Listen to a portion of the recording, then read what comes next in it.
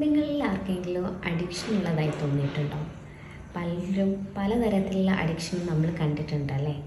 ഈ അഡിക്ഷൻ എന്ന് പറയുന്നത് ആരുടെയും വീക്ക്നെസ്സോ അല്ലെങ്കിൽ അയാളുടെ വിൽ പവറിലുള്ള ലാക്കൊന്നും അല്ല സൂചിപ്പിക്കുന്നത്. ഇതൊരു ക്രോണിക് ഡിസീസാണ്. നമ്മുടെ ബ്രെയിൻ എങ്ങനെയാണോ വർക്ക് ചെയ്യുന്നത് അതിലൊക്കെ മാറ്റം വരുത്താൻ കഴിവുള്ള ഒരു ഡിസീസാണ് ഈ അഡിക്ഷൻ എന്ന് പറയുന്നത്. നമ്മുടെ ബ്രെയിനകത്ത് ഭയങ്കര ഡെലിക്കേറ്റ് ആയിട്ടുള്ള ഒരു പെയിൻ പ്ലഷർ ബാലൻസ് ഉണ്ട്.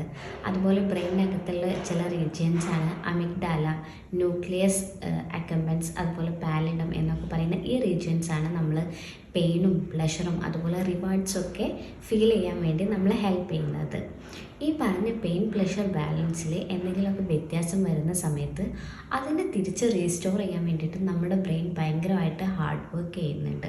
നമ്മൾ യൂസ് ചെയ്യുന്ന പലതരത്തിലുള്ള അഡിക്റ്റീവ് സബ്സ്റ്റൻസസ്, അത് എന്തോ ആവട്ടെ, ഡ്രഗ്സ് ആവട്ടെ, ആൽക്കഹോൾ ആവട്ടെ, ഗെയിംസ് ആവട്ടെ, സോഷ്യൽ മീഡിയ ആവട്ടെ, പോൺ വീഡിയോ ആവട്ടെ, അങ്ങനെ എന്തോ ആവട്ടെ, അത്തരം അഡിക്റ്റീവ് സബ്സ്റ്റൻസിന് ഈ ഒരു പെയിൻ പ്ലഷർ ബാലൻസിനെ അങ്ങോട്ടും ഇങ്ങോട്ടും മാറ്റാനുള്ള കഴിവ് കൂടുതലാണ്.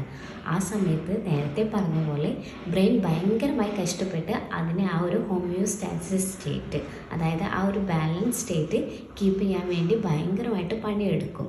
ഈ സമയത്ത് ഇത്തരത്തിലുള്ള അഡിക്റ്റീവ് സബ്സ്റ്റൻസ് കൂടുതലായി വേണ്ടിവരും ബ്രെയിനിനെ ഈ ഒരു പെയിൻ പ്ലഷർ ബാലൻസ് കീപ്പ് ചെയ്യാൻ വേണ്ടിയിട്ട്. അതൊരു ന്യൂക്ലിയർ സ്റ്റേറ്റിൽ കൊണ്ടുവരാൻ വേണ്ടിയിട്ട് അത് കൂടുതൽ ആവശ്യമായി വരികയും ബ്രെയിൻ ഇതിനൊരു നെസസറി സബ്സ്റ്റൻസായി കാണപ്പെടുകയും ഇതിൽ ഭയങ്കരമായിട്ട് ഡിപ്പെൻഡ് ചെയ്യപ്പെടുകയും ചെയ്യും.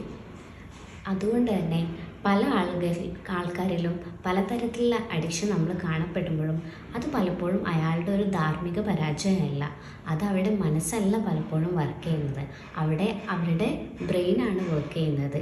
ഏതൊരു ഇൽനെസ്സിനെ പോലെയും സപ്പോർട്ടും അണ്ടർസ്റ്റാൻഡിങ്ങും ട്രീറ്റ്മെൻറ്റൊക്കെ അർഹതപ്പെടുന്ന ഒരു അസുഖം തന്നെയാണ് അഡിക്ഷൻ എന്ന് പറയുന്നത്.